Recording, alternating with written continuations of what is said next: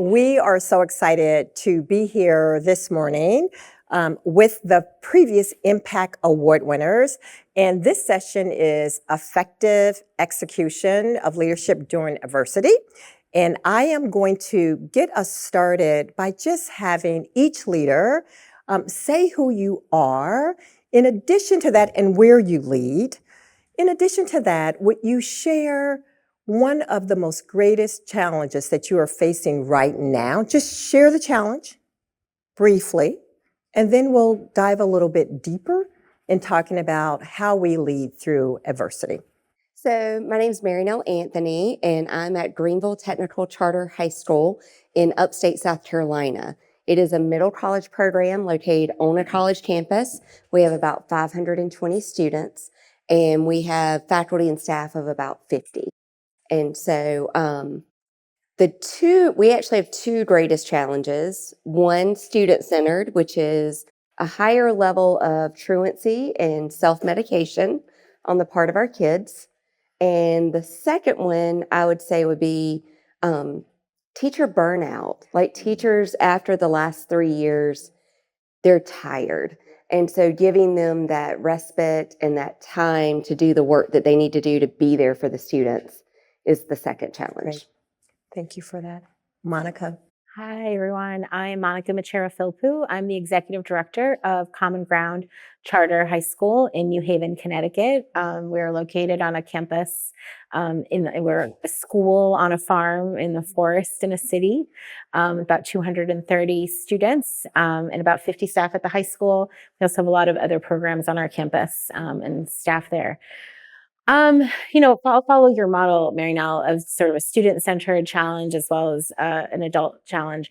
On the student-centered challenge for us as a high school, I'd say right now, probably our biggest challenge is supporting our kids through just really increased mental health needs that through the pandemic and then post-pandemic that they're still experiencing, and all the ways that filters down to classroom, to learning, to impacting adults, et cetera.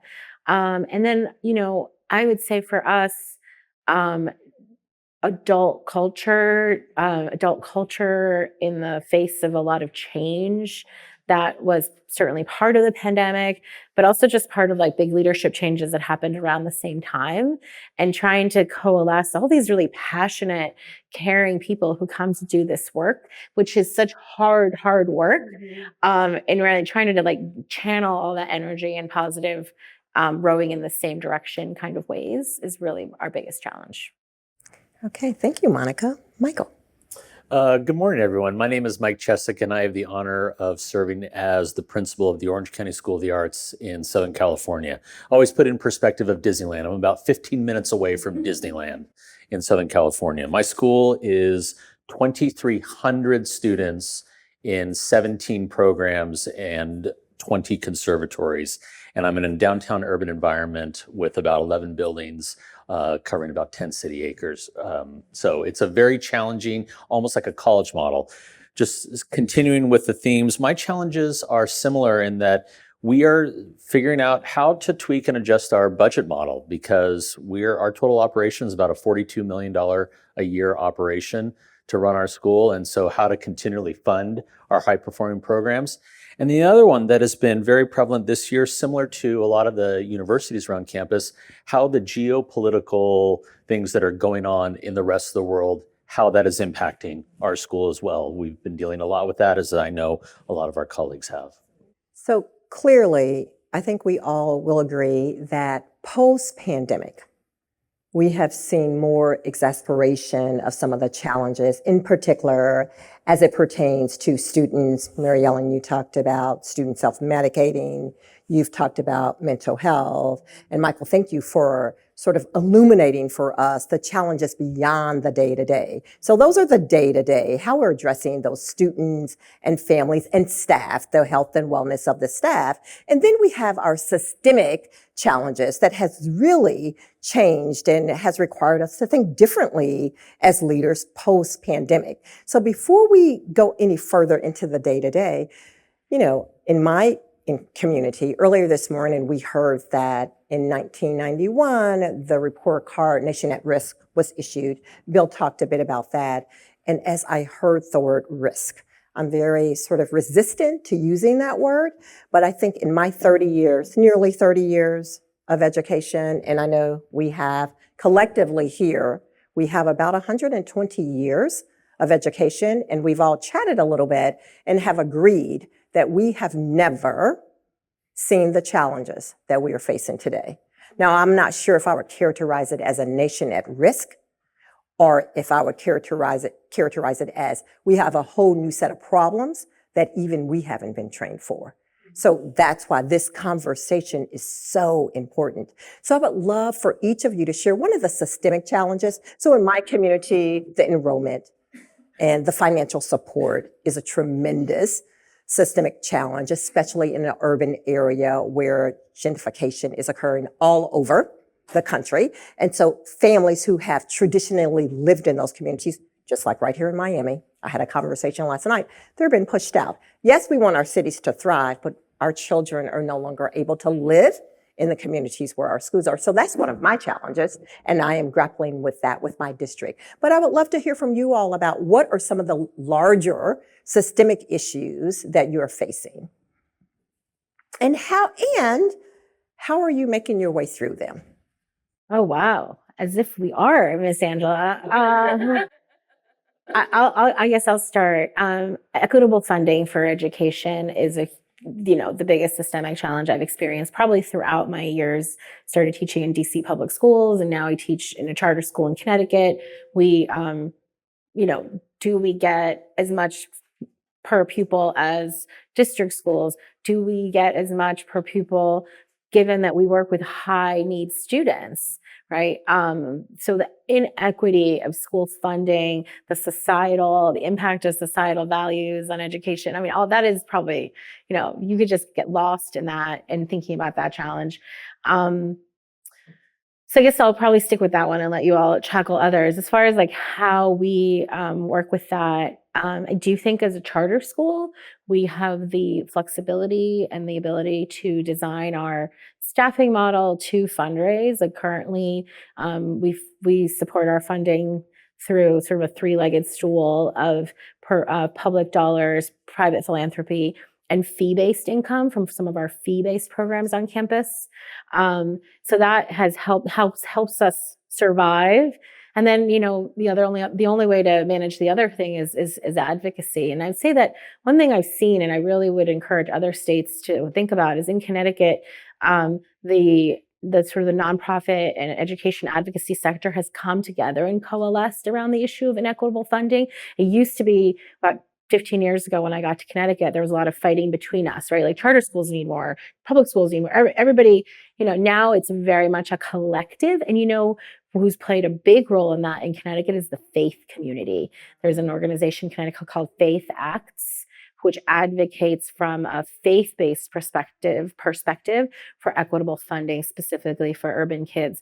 So now we're all working on this together, district schools, charter schools, the faith community, to build political will. And we are seeing some changes. I'd say advocacy and working together across lines of theological or ideological difference is what's making a difference in that.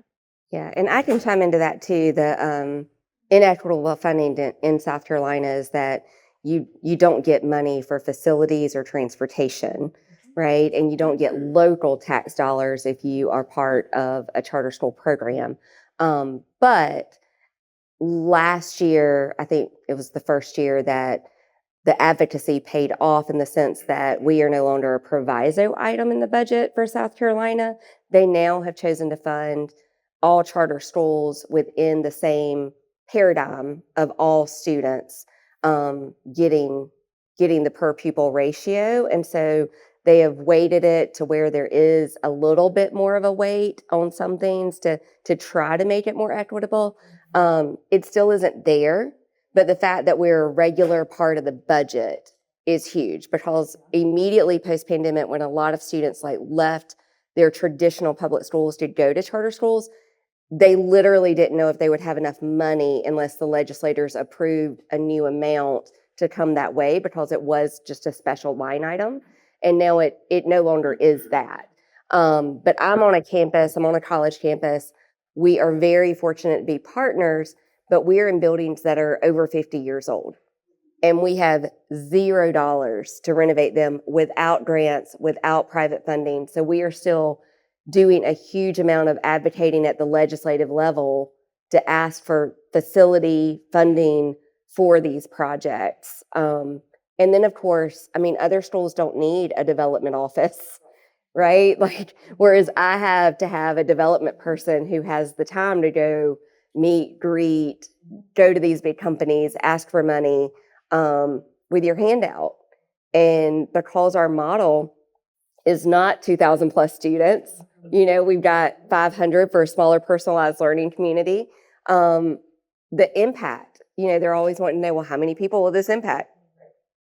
Angela, I love what you said about we're solving for problems that we're not prepared for or that we weren't even sure of. I remember early in the career when IT people were still just becoming a part of the regular operations of schools and school districts.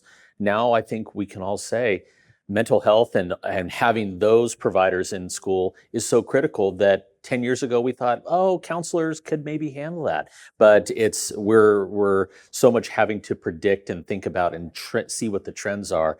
And like I mentioned at the beginning, the geopolitical things that are outside the school that have nothing to do with the school, it still permeates into the school. And so how do you deal with those students and how do you support them to get them back on track?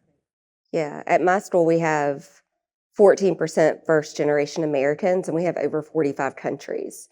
And so all of the things going on in America are affecting their real families back home. And then they bring that onto the campus. And so we really try to have a apolitical environment, but also acknowledging what's going on in the world and how to handle that respectfully and how to be truly inclusive of all cultures and make sure that everyone feels a sense of belonging. Right. So I hear you all suggesting that some of the challenges, the greatest challenges that we are facing and how you're solving them are around addressing the socio-political, the mental health needs of students, right? But I think what really stands out for me is you all didn't say, I am doing this. And oftentimes leader is singular. But we all know collectively you cannot lead without collaboration. And now I would even go so far to say 15 years ago, 20 years ago, we were all in our districts doing our thing, making things happen. Because to your point, Michael, things externally have come into our districts and our schools that far exceed that are what's part of the scope and sequence, far exceed what's part of teaching and learning. We're talking about what is happening in this country. That comes into the ethos, the atmosphere, the culture of the school. So now we do have to be a little bit political or political savvy, right? And we have to partner. What does that really look like? And then I'm talking about the little people. When kids want to talk about what's happening in the world, that's a challenge because now we're coming to the day-to-day. How do we deal with that challenge of making sure, because inclusive is, I have a voice. I get to ask challenging questions as a student. I want to know, why is this happening in the world? How are we preparing our teachers, which you all didn't suggest this, but I will say that's another challenge, the teacher shortage, right? I've asked people if I could change one thing that is being taught in teacher preparation programs, if you could change, what would it be, right? So day to day, how are we better addressing that challenge of the diversity and making sure kids are being included, not just being included, but they belong. And belong means you have a voice. Well, our school model is really based on the philosophy of empowering student leadership, right? So the way that we at our school, and certainly I'm not going to sit here and act like we do it perfectly. We make mistakes. We flounder through it. It's a challenge. But we really try to hold space for conversation. We have a club called the Atlas Club, and their entire mission is to highlight the diversity and create that sense of belonging in our school. And so Sometimes it's the little things or that seem little, like when you really look at the granular. They put together an international week. And as part of that, they had an international culture night, and every country had a different room with songs and dance and food so that you could truly learn. And then when you talk about having those hard conversations, we were joking actually last night in a conversation saying we teach them to be leaders, and then they come to us wanting to lead.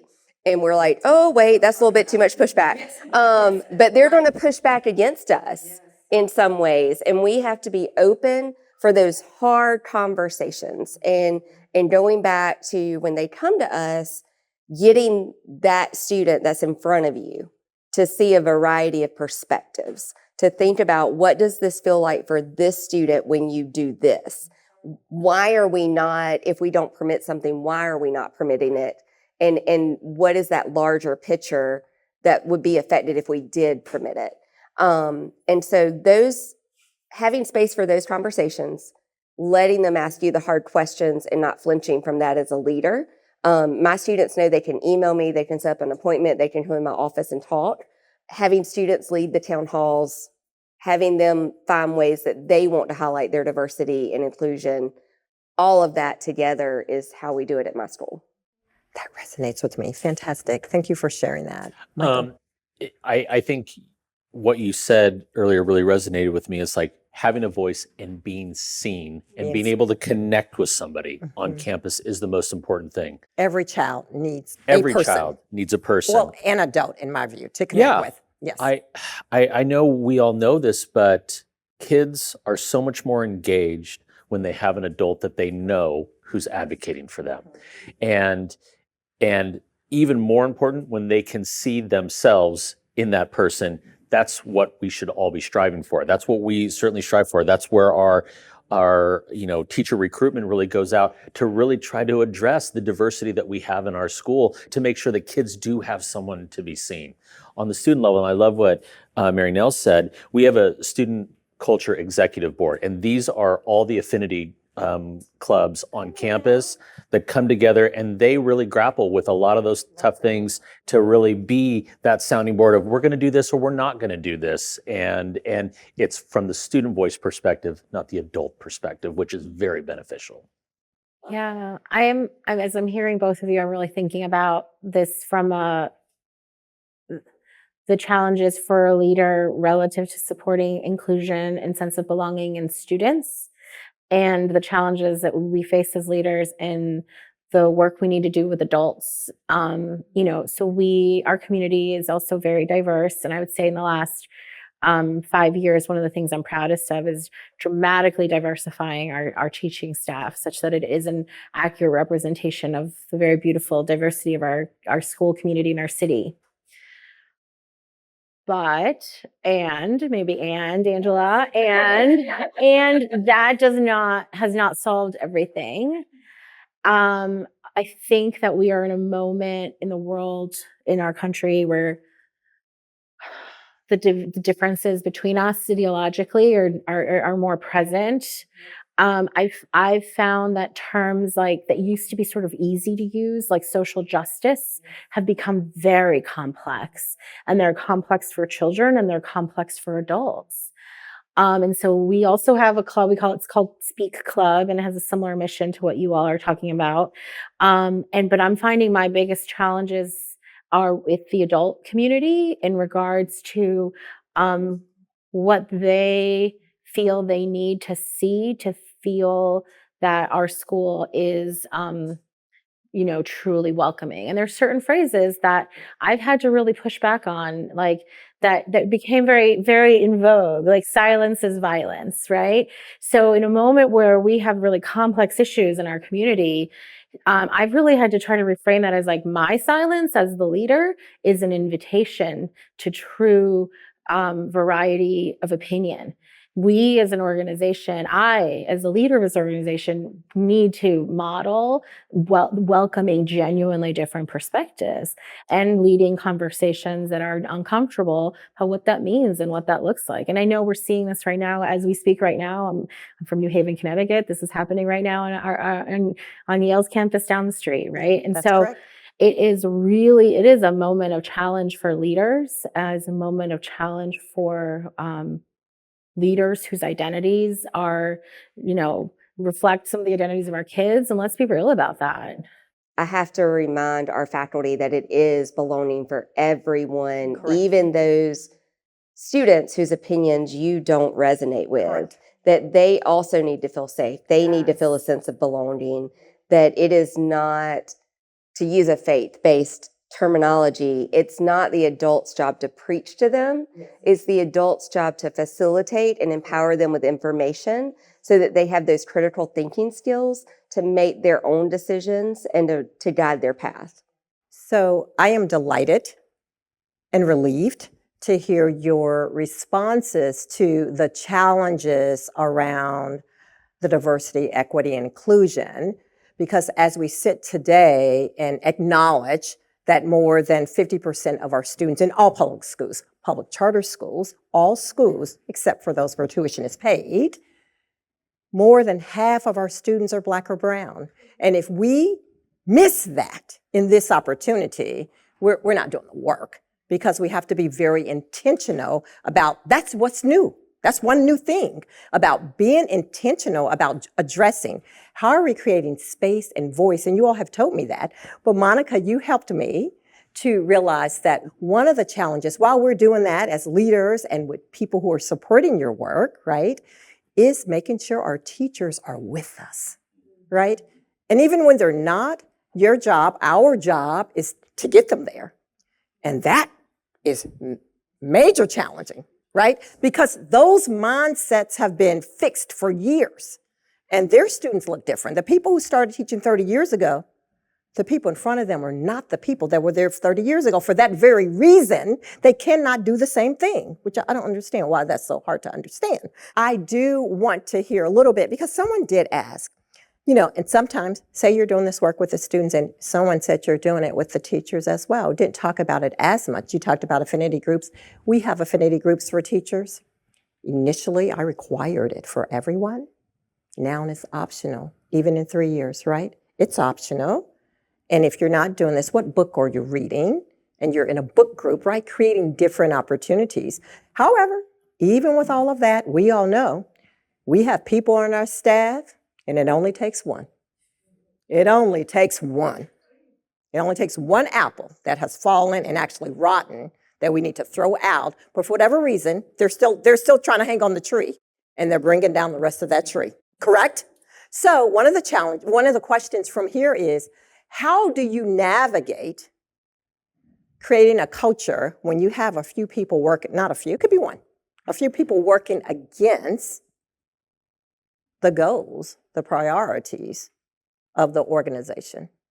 How do you do that? How have you overcome that adversity?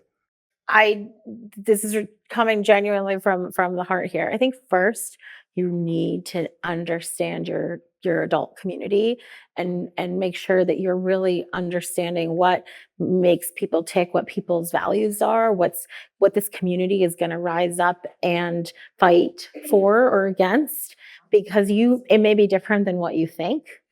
I will say that my community values it's a lot of stock in the value of care.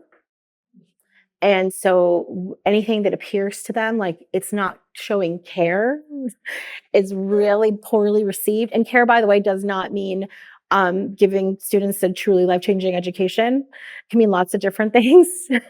And any solution that I come up with my 30 years of experience or my graduate degree, if it doesn't speak to the people that I need to win over and acknowledge their value, it is not going to work.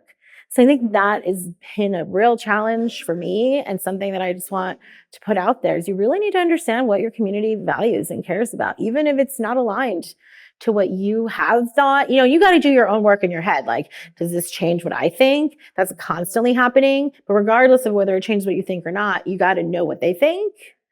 So I think that is one thing to do.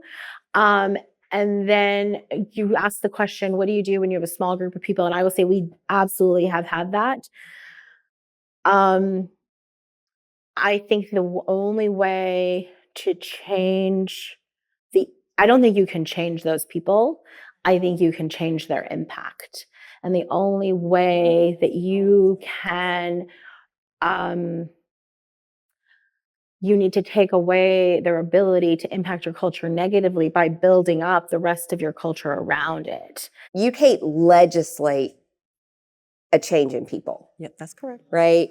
Like you can't mandate, you can't legislate that. You can change certain accepted behaviors, but you can't really change people's hearts and minds and philosophies without ongoing conversation and dialogue. And I love what you say about understanding who you're working with.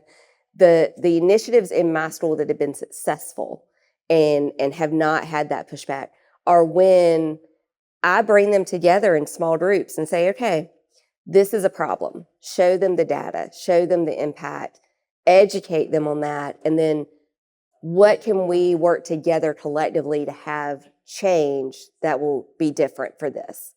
And that's where those little, and I tell people it's baby steps. There is an urge as a leader when you're a fixer to just walk in and sweep the table and clear house and fix it. That is not how change occurs, though. It is small, it is incremental, it is one-on-one conversations, and it is step by step. And maybe it's not that, if you've got a small group that is toxic, they might also have been at your school longer than you have. Most have. So you cannot just go in and fire them without affecting the culture of your building either. So instead you have to work within the parameters that you have and use data, conversation, relationship to change people. So we've talked about systemic issues. We've talked about the most pressing issues as leaders even in our buildings. I want to make sure that we address, there are lots of times as leaders that even those things, we have to push them to the side because there's a crisis. There is something right then. The roof is on fire, as they say, and that demands all of your attention. And you can see I have a little level of energy. I modulate. I am not the same all the time. And so my own professional development is try to be, which is hard. So I could go off real quick if something is not right. So someone said, real quick, how do you maintain your calm and composure in a crisis? What strategies do you use? Now, it could be a day-to-day crisis, or it could be this Apple over here, every single day they're doing something. How do you do that? Let's start with you. Yeah, and you know what? I probably had one of the worst days on any school campus when on just earlier this week we thought we had an active shooter on our campus, and so navigating that was, fortunately, everything was fine, but that's what we had to go through. Anyway, the point is the consistency, and you have to be that rock for all those other people, because if the leaders, the hair's on fire, well, my hair's, anyway. But if the hair's on fire, then that's not going to help to bring calm to everything. And so the most key thing for us when it's in crisis mode is to maintain that calm composure and not let it, because everyone's looking to you. And if that's not going to work, then that's. And your energy, I'm a little dramatic here for a fact, and your energy is contagious. So that calm is critical. Yeah. What would you all say? I'm going to turn it to you. So I would say that in the midst of a crisis, you go back to your practice routine of what did I think through, what would I do in this crisis? What was my training? What am I going to do? You're going to go, you'd like to think you're going to be like Superman and go to your highest level, right? But you don't. You go back to the lowest level, the base. So you really have to have ingrained the strategies, the communication plan, all of those things planned out in advance. And if you're lucky, about 10 or 15% of that, when there's a crisis on campus, will play out that way. On a daily basis, there is that same person that did that same thing again. I'll just be real. I have a venting room. I have a Come on now. person. I have a person that I can walk in her office. I can close the door. I can just like emotionally vomit on her. And then I can walk out the door and go back to my day. And she knows me. We've got emotional equity. We are all good with that. And there's a trust that I know it's not going to leave that room either. And I think that for someone who externally processes, there's people who internally process. But if you're an external processor like I You am, need a venting room. you have to have that. That's beautiful. What great advice. What, Absolutely. Monica? You have to know who your people are that Yeah. you can talk to. I am And also trust. an external processor and I need to get through the muck to get to the solution, right? So absolutely know your people. Because I do think it's important for leaders to take care of themselves. And unfortunately, the reality is we do have to stay calm. And I think my version of that is if I'm not sure, I say nothing. Yes. I just wait. I wait until I know what I've been able to think it through. I try to avoid the urge to react. And I'm not talking about like that kind of crisis, Yeah. just generally speaking. Yes. And when somebody's like vomiting horrific things at you, I'm just like, Monica, I would call that, until I know. yes, Until I I know. would call that silence for strategy. But Because it's you an said- internal it's strategy. internal. It's not even like good strategy. Yes. It's just like protective strategy. And it's also good strategy because Mary Nell, you said it. You have to have a plan. When you have a crisis, you are the leader. The crisis is happening. Before you start moving, plan it out. It's happening. You can't put it out. It's going to hit the media. What is the plan? You must strategize. So I appreciate what you all have shared this morning. Thank you so much. I loved our conversation. Thank you.